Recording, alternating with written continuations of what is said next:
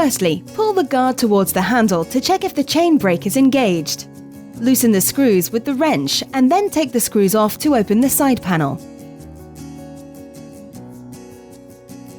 The first task is to fit the bucking spike to the front.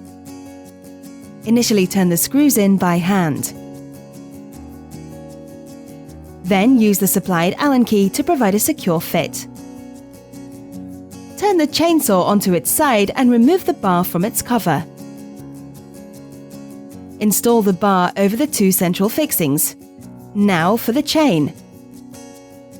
Ensure that the cutting edge is facing forwards. Then you can begin to install the chain. Carefully use your fingers to fit the chain around the edge of the bar.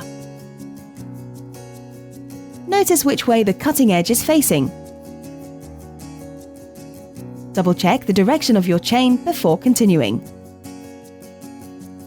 Now you can refit the side panel. Be sure to tighten the screw next to the bar.